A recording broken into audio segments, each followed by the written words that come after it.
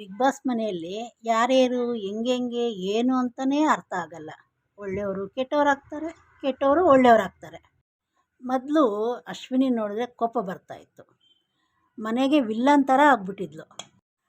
ಆ ರಘು ಮೇಲೆ ಜಗಳ ಆಡಿದಾಗೆಲ್ಲ ಅಶ್ವಿನಿ ಮೇಲೆ ಅಷ್ಟು ಕೋಪ ಬರ್ತಾಯಿತ್ತು. ಮತ್ತು ರಕ್ಷಿತಾ ನಂಗೆ ಮಾಡಿದಾಗ ಇನ್ನೂ ಜಾಸ್ತಿ ಕೋಪ ಆಯಿತು. ಅಶ್ವಿನಿ ವಿಲ್ಲನ್ ಥರ ಆಗ್ಬಿಟ್ಟಿದ್ಲು ಮನೆಗೆ. ಈ ಥರ ಚೇಂಜ್ ಆಗ್ತಾಳೆ ಅಂತ ಯಾರಿಗೂ ಗೊತ್ತೇ ಇರಲಿಲ್ಲ.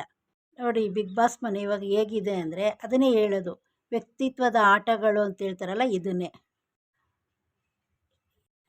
ಇವಾಗ ಇವ್ರನ್ನ ನೋಡಿದ್ರೆ ರಘುನ ಇವ್ರನ್ನ ಸ್ವಲ್ಪನೂ ಇಷ್ಟ ಆಗ್ತಾ ಇಲ್ಲ. ಇವಾಗ ಇವ್ರು ಕೆಟ್ಟವರಾಗಿದ್ದಾರೆ ಬಿಗ್ ಬಾಸ್ ಮನೆಯಲ್ಲಿ. ವ್ಯಕ್ತಿತ್ವ ಮುಚ್ಚಿಟ್ಕೊಂಡು ಆಟ ಆಡೋಕ್ಕೆ ಆಗಲ್ಲ ಈ ಬಿಗ್ ಬಾಸ್ ಮನೆಯಲ್ಲಿ. ಯಾವಾಗಲೂ ಒಂದು ದಿವಸ ಆಚೆ ಬಂದುಬಿಡುತ್ತೆ, ಕ್ಯಾಮ್ರಾ ಇದೆ ಅನ್ನೋದು ಗೊತ್ತಿಲ್ದಿರ ಅವರು ಮನಸ್ಥಿತಿ ಏನು ಅಂತ ಆಚೆ ಬಂದುಬಿಡುತ್ತೆ. ರಘು ಅಷ್ಟು ಇದರಲ್ಲಿ ಇದ್ನಲ್ಲ, ಇವಾಗ ಗಿಲ್ಲಿ ಕ್ಯಾಪ್ಟನ್ ಆಗ್ತಾವನೆ ಅಂದಿದ ತಕ್ಷಣ ಅವನಿಗೆ ಹೊಟ್ಟೆ ಉರಿ ಬಂದುಬಿಟ್ಟಿದೆ. ರಘುಗೆ ಸಹಿಸೋಕ್ಕಾಗ್ತಾಯಿಲ್ಲ ಅವನ ಕೈಯಲ್ಲಿ. ರಾತ್ರಿ ಇವಾಗ ಇವ್ರು ಏನು ಮಾತಾಡ್ತಿದ್ದಾರೆ, ಸೂರಜು, ಅವಳು ರಕ್ಷಿತಾ, ರಘು, ರಕ್ಷಿತಾ, ಸೂರಜು ಟಾಸ್ಕ್ ಆಡಿ ಗೆಲ್ಲಕ್ಕಾಗಲ್ಲ, ಅವ್ನು ಕ್ಯಾಪ್ಟನ್ ಆಗೋಕ್ಕಾಗಲ್ಲ. ಅದಕ್ಕೆ ಬಿಗ್ ಬಾಸೇ ಪ್ಲ್ಯಾನ್ ಮಾಡಿಬಿಟ್ಟು ಈ ಥರ ಬಿಗ್ ಬಾಸೇ ಕೊಟ್ಟಿದ್ದಾನೆ ಅಂತ ಮಾತಾಡ್ಕೊಳ್ತಿದ್ದಾರೆ. ಇಲ್ಲಿ ಮಾತ್ರ ಕ್ಯಾಪ್ಟನ್ ಆಗ್ತಾವನೆ ಅಂತ ಇವನಿಗೆ ಅಷ್ಟೊಂದು ಹೊಟ್ಟೆ ಉರಿ. ಹೋದ ಸತಿನೂ ಅದೇ ರೀತಿ ತಾನೇ ಮಾಡಿದ್ದು ಬಿಗ್ ಬಾಸು, ಸೂರಜ್ಗೂ ಕಾವ್ಯಗೆ ವೋಟ್ ಮಾಡಿ ಅಂದ್ಬಿಟ್ಟು. ಆವಾಗ ಯಾಕೆ ಇವನು ಮಾತಾಡಲಿಲ್ಲ ಈ ರಘು? ಆವಾಗೇನು ಟಾಸ್ಕ್ ಕೊಟ್ಟಿದ್ರಾ? ಬುದ್ಧಿಗಳು ಏನು ಅಂದ್ಬಿಟ್ಟು ಅದರಲ್ಲೇ ಗೊತ್ತಾಗ್ಬಿಡತ್ತೆ. ಇವನಿಗೆ ಗಿಲ್ಲಿ ಆಗಲ್ಲ, ಗಿಲ್ಲಿ ಏನು ಮಾಡಿದ್ರೂ ಇವನಿಗೆ ತಪ್ಪು. ತಿರ್ಗಾ ಅವನ ಜೊತೆಲಿ ಅಷ್ಟು ಚೆನ್ನಾಗಿ ನಾಟಕ ಆಡ್ಕೊಂಡಿರ್ತಾನೆ. ಹೋದ ಸತಿ ಆರ್ಯವರ್ಧನು ಮ್ಯಾಚ್ ಫಿಕ್ಸಿಂಗು ಮಾಡಿದ್ದಾರೆ ಅಂತ ಹೇಳಿದ ತಕ್ಷಣ ಸುದೀಪ್ ಅವ್ರಿಗೆ ಅಷ್ಟೊಂದು ಕೋಪ ಬಂತು. ಇವಾಗ ಇವನು ರಘುನೂ ಅದೇ ತಾನೇ ಮಾತಾಡ್ತಿದ್ದಾನೆ, ಮ್ಯಾಚ್ ಫಿಕ್ಸಿಂಗ್ ಮಾಡಿಬಿಟ್ಟು ಬಿಗ್ ಬಾಸು ಅಂತ. ಇವಾಗ ಬಂದು ಇದ್ರ ಬಗ್ಗೆ ಮಾತಾಡ್ತಾರೆ ಸುದೀಪ್ ಅವರು? ಮಾತಾಡಲ್ಲ. ಮೊದಲು ನಮಗೊಂದು ಓಪಿತ್ತು, ಈ ಥರ ಮಾತಾಡಿದ್ರೆ ಸುದೀಪ್ ಸರ್ ಬಂದು ಈ ಸತಿ ಇದ್ರ ಬಗ್ಗೆ ಮಾತಾಡ್ತಾರೆ, ಇವ್ರಿಗೆ ಸಖತ್ತಾಗಿ ಕ್ಲಾಸ್ ತೊಗೊಳ್ತಾರೆ ಅನ್ನೋ ಒಂದು ಇದಿತ್ತು. ಇವಾಗ ಅದಿಲ್ವೇ ಇಲ್ಲ, ಆ ಓಪೇ ಇಲ್ಲ. ಅವ್ರು ಬಂದರೂ ಮಾತಾಡಲ್ಲ ಅದ್ರ ಬಗ್ಗೆ. ಅದು ಸುಮ್ಮನೆ ಬರ್ತಾರೆ, ಕಾಮಿಡಿ ಮಾಡ್ತಾರೆ.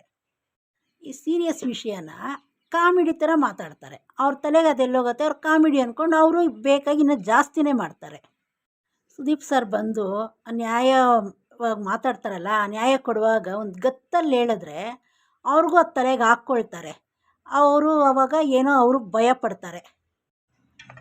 ಅವಾಗ ಅವರು ಆ ಮ್ಯಾಟ್ರನ್ನ ತೊಗೊಳ್ಳೋದು ಸ್ವಲ್ಪ ಸೀರಿಯಸ್ ಆಗಿ ತೊಗೊಳ್ತಾರೆ, ಭಯ ಪಡ್ತಾರೆ.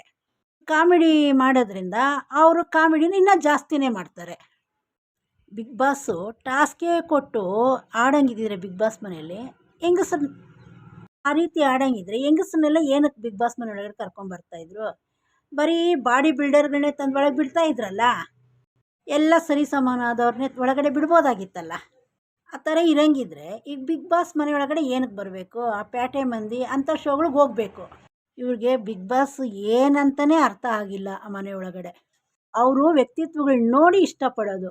ಇವಾಗ ಗಿಲ್ಲಿ ಟಾಸ್ಕ್ ಆಡ್ತಾವನೆ ಅಂದ್ಬಿಟ್ಟೇ ಇಷ್ಟಪಡ್ತಾರೆ. ಆ ಗಿಲ್ಲಿ ವ್ಯಕ್ತಿತ್ವ ನೋಡಿ ಪ್ರತಿಯೊಬ್ಬರು ಇಷ್ಟಪಡ್ತಾ ಇರೋದು. ಮೊದಲು ಬಿಗ್ ಬಾಸ್ ಏನು ಅನ್ನೋದು ಸುದೀಪ್ ಸರ್ ಅರ್ಥ ಮಾಡಿಸ್ಬೇಕು, ಅವ್ರಿಗೆಲ್ಲ ಅರ್ಥ ಮಾಡಿಸ್ಲಿ, ಆಮೇಲೆ ಅವ್ರಿಗೆಲ್ಲ ಅರ್ಥ ಆಗತ್ತೆ ಏನು ಅಂದ್ಬಿಟ್ಟು.